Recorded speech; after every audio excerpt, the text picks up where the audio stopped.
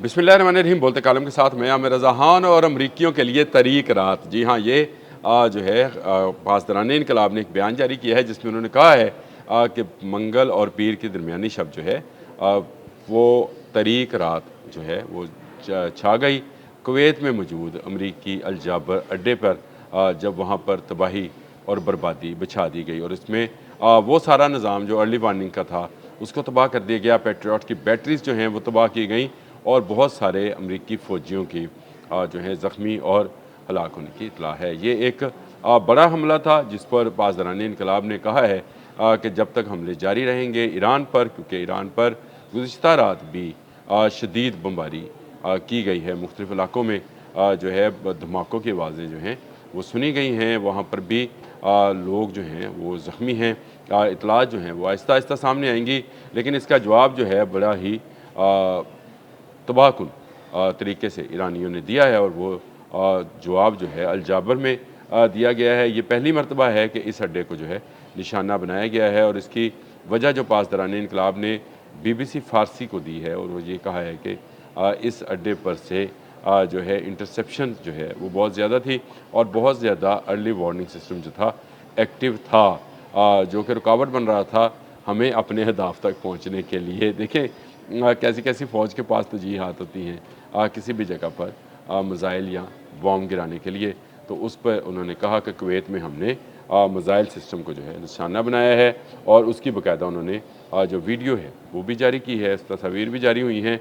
पासदारान इनकलाब ने इस हमले में बड़े नुकसान का जो है उन्होंने कहा है कि इस पूरे हमले के अंदर अमेरिका के high mobility artillery rocket system HIMARS को निशाना बनाया गया है। इसके मतलब हार्म्स के मतलब मैंने एक व्लॉग कर रखा है, चंद दिन पहले ही किया था कि ये एक ऐसा आर्टिलरी सिस्टम है जिसमें ट्रक माउंटेड रॉकेट जो हैं वो बरसाए जाते हैं और हाई रेंज के ये रॉकेट्स हैं। कुवैत से ये फायर किए जाते थे और ईरान तक इनकी मार थी, लेकिन इसी को टारगेट बनाया हुआ था पासदारान इनकलाब ने और अब उन्होंने इसको तबाह व बर्बाद कर दिया गया है। ईरानी फ़ौज के बयान में कहा गया है कि मज़ीद मिज़ाइल लॉन्च करने की जो वीडियो हमने जारी की है ये इब्तिदा है। इंतहा उस वक्त होगी जब हम समझेंगे कि अमेरिका अब बाज नहीं आ रहा।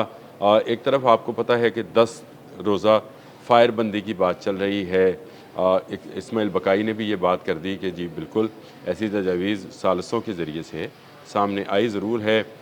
ईरानी वज़ीर दाखिला जो हैं वो इस वक्त पाकिस्तान के दौरे पर भी हैं और सारी दुनिया इस वक्त की नज़रें जो हैं पाकिस्तान पर हैं कि कहीं किसी तौर पर इस जंग को, जो कि बड़े पैमाने पर तबाही फैला रही है, इसको किसी तरीके से बंद किया जाए। और इसके साथ साथ जो है ये कहा गया है कि मिज़ाइलों के ज़रिए कुवैत के आरफ जान अड्डे को भी, यानी जो पहला अड्डा बताया था उस पर भी, लेकिन आरफ जान अड्डे पर भी जो है अहमद अल जाबर अड्डे पर भी और आरफ अड्डे पर भी, ये नए नाम हैं आरफ जान और अहमद अल जाबर। इससे पहले हमने नहीं सुने। अली अल सलाम तो हम सुने, एयरबेस सुनी, बाकी एयरबेसिस का नाम सुना।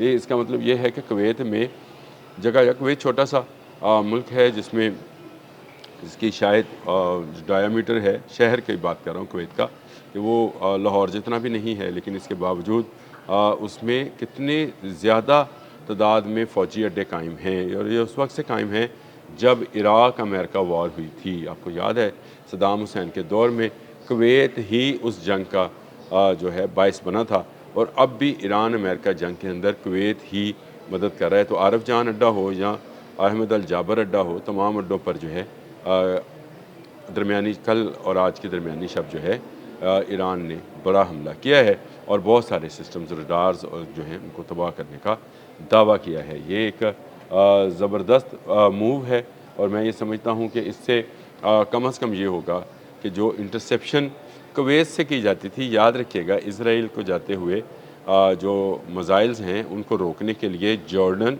और कुवैत से जो है इंटरसेप्टर्स यूज़ किए जाते थे और यहीं से जो है अटैक किया जाता था उर्दन से हवाई जहाज़ों के ज़रिए और कुवैत से ये हाई मोबिलिटी आर्टिलरी सिस्टम के ज़रिए जो है हमला किया जाता था।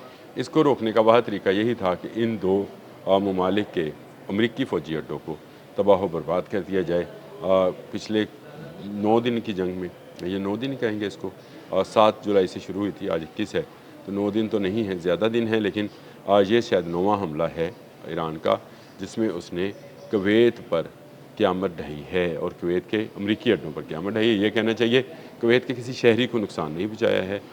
2 बड़े अड्डे थे, अहमद अल जाबर और आरफ जान, इन दोनों अड्डों को तबाह व बर्बाद कर दिया। उनके अर्ली वार्निंग सिस्टम, उनके रडार्स, उनके और काफ़ी फ़ौजियों को ज़ख्मी और हलाक होने की भी इतलात हैं, लेकिन अभी तक कन्फर्म नहीं है। जैसे ही ये कन्फर्म होंगी आपको समझ आएगी कि कितना बड़ा नुकसान जो है अमरीकियों को हुआ। तो अमरीकी गो के वो भी ईरान पर इसी तरह से ताबड़तोड़ हमले कर रहे हैं।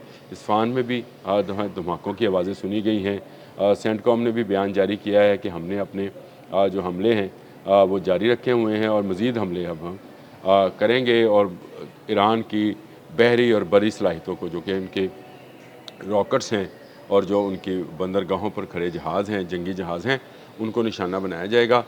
लेकिन इस सारी चीज़ के अंदर याद रखिए, अगर ईरान के जज़ीरों पर जैसे सिरक है, काग है, कशम है, इन पर हमला होगा तो ईरान भी जवाबन जो है बहरीन, कुवैत, इराक़, उर्दन और मुत्तहिदा अरब अमारात, इन पर भी हमला करेगा। ये एक बड़ी ही इस वक्त जो है नाजुक सूरत हाल से ये कहना चाहिए गुज़र रहा है। इस वक्त खलीज जो है, खलीज फ़ारस, मैं इसको अब खलीज नहीं कहूँगा क्योंकि पासदारानी इनकलाब ने कहा ये पुराना नाम खलीज फ़ारस है, इसको खलीज फ़ारस ही से पुकारा जाए, तो मैं तो भाई इसकी पाबंदी कर रहा हूँ। खलीज फ़ारस में इस वक्त जो है भरपूर तरीके से जंग भड़क रही है। दोनों तरफ से हमले किए जा रहे हैं। 2 मज़ीद जहाज़ों को निशाना बनाने का, जो कि जनूब की तरफ से जा रहे थे, आज BBC की रिपोर्ट भी है इस पर कि 2 जहाज़ों को मज़ीद निशाना बनाया गया है। जो जनूब की तरफ से जा रहे थे, पासदारान का ख्याल था कि ये जनूब की तरफ से आपने हमस को, यानी अमान की तरफ से आपने हमस को कंट्रोल जो है क्रॉस कर रहे थे। ईरानी पासदारान ने इनकलाब ने यह कहा है कि अगर आपने हमस का फ़ैसला करना है तो हित्ते के ममालिक को करना है, यानी अमान, ईरान और गल्फ़ स्टेट्स को जो है ये फ़ैसला करना है। इसमें अमेरिका और इसराइल का कोई लेना देना नहीं है। अगर ये तरीक़ाकार अपना लिया जाए कि ये ममालिक आपस में बैठें और आपने हमस को एक खुली गुज़रगाह के तौर पर इस्तेमाल करना चाहें, तो मेरा ख़्याल है ये सबसे ज़्यादा वायबल और सबसे ज़्यादा दुनिया के लिए बेहतरीन तरीका है। और अगर अमेरिका और सेंटकॉम अपनी हरदर्मी पर कायम रहे, इसराइल के कहने पर इस जंग को उन्होंने ईरान पर मुसल्लत किए रखा, तो ईरान इसी तरह से जवाब देगा जिस तरह उसने अहमद अल जाबर और आरफ जान अड्डों को, जो अमरीकी अड्डे हैं, उन पर दिया है। हित्ते के बाकी अड्डे जो हैं या अमेरिका के, वो भी महफूज नहीं हैं, वहाँ पर भी ईरान वक्तन फ़वक्तन जो है जवाब दे रहा है। और ये हिकमत अमली काफ़ी हद तक कामयाब है कि मिसाइल बदल बदल कर जो है निशाना बांध रहा है, और निशाने भी जो है वो अगर बदले जाएंगे तो इसका मतलब ये है कि पूरे ख़त्ते में आग के शोले जो हैं बुलंद होते रहेंगे। इस मामले का, इस मसले का एक हल है, वो है मुज़ाकरात, और वो है गल्फ़ और ईरान का आपस में सेटलमेंट करना, जिसमें अमेरिका और इसराइल जो हैं माइनस हो। अब तक के लिए इतना ही। अल्लाह हाफ़िज़।